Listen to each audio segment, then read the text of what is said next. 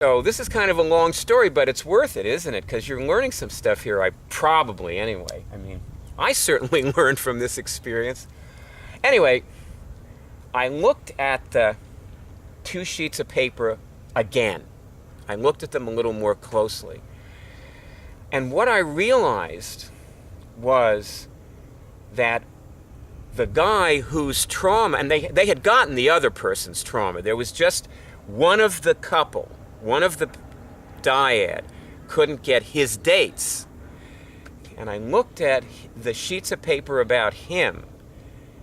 They had done her first, and I realized that his dates were a month later than hers. They were all the same, but they were a month later than hers.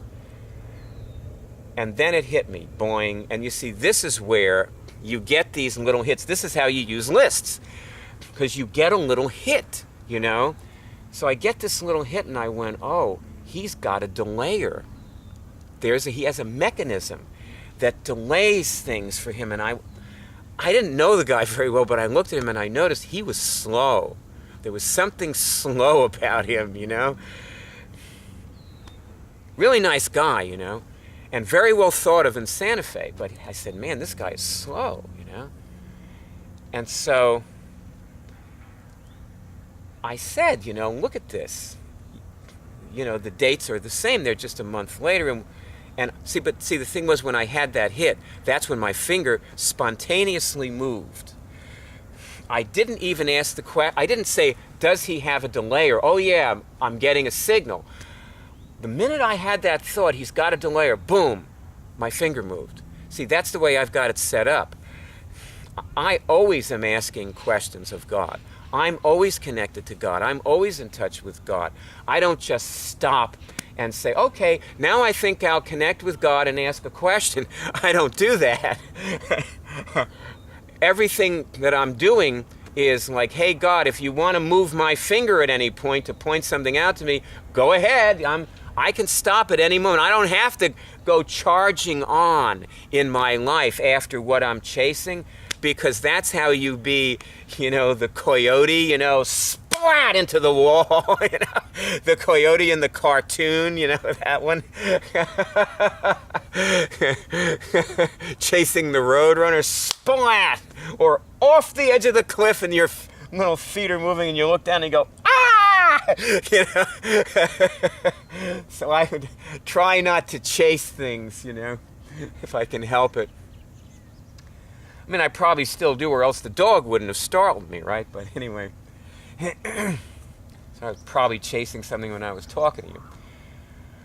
But anyway, see, and I don't remember. I guess they ended up clearing his trauma. He, you know, because he had the dates, and all he had to do was, you know, go back 1 month and see what happened, and he could get the opening of the trauma. So, you know, he probably did that and cleared his trauma. Did his whole life clearing.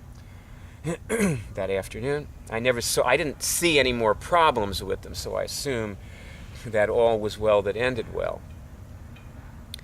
You know, and it's funny with all that, like we showed people, we have showed people for years, over and over again, that they can do it for themselves and create miracles, and they don't.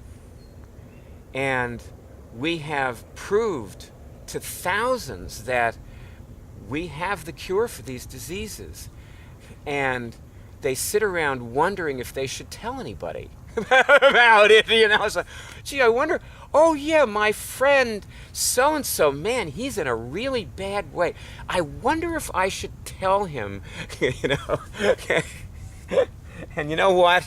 You see this, like, let your bumper sticker do the deciding for you. How about that? You know, stop deciding for other people whether they should find out that they can cure things. And, you know, do something that just, you know, like stick these on all 4 sides of your car, because this is real, you know.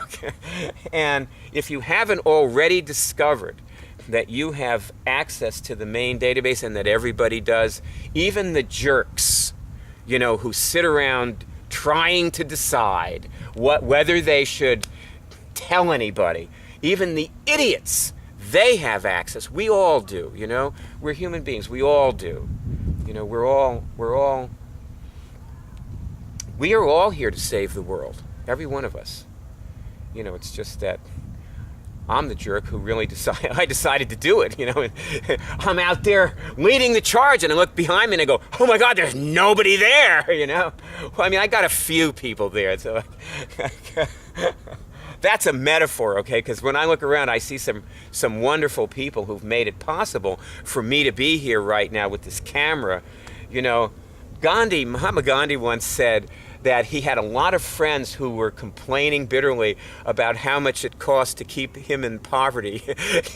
You know, and I'm the same way, you know. There are a lot of people who made it possible for me to be out here in the park with this camera talking to you, explaining these things to you, not the least of which, by the way, are the people who were in that class in Santa Fe so long ago and who probably don't even remember that they ever did the class, or may not even remember me, you know. And yet they contributed to you. You know, they gave you something by being human, being interested, wanting to make something of themselves, wanting to better themselves. They gave you something. Anyway, what you need to remember about this is what we have done is we have set this up so that you have to dig out the information for yourself using your in other words, you have to become functional in every moment, in every way, even to do this, because there's no explanation. There's no definition. We didn't tell you what the, you know, what the words, whatever I said before, meant, you know, those words that we use so differently. Like, we actually didn't tell you what we mean by trauma.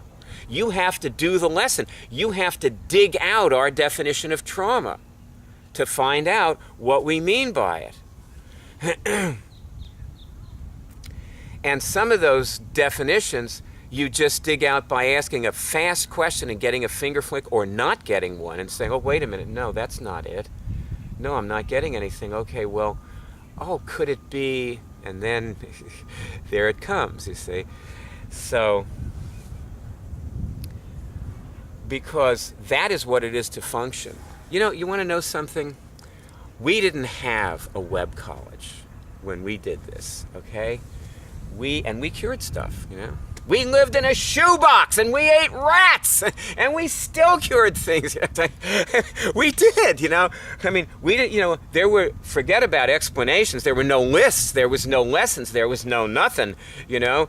I didn't know I could cure herpes till I was in the middle of a herpes outbreak, and I was just functional enough to hear my spirit guide saying, ask if you can kill the virus. You know? Just see if you get a signal on, can I kill the virus? And I got a signal. And I asked, now? You mean now? And I got a signal. And I said, okay, I am now killing the herpes virus in, you know, whatever else I said, and I got a signal, and I felt different. You know, there's a feeling like a buzzing that you have when you're infected with a virus, and it disappeared. The pustules were still there.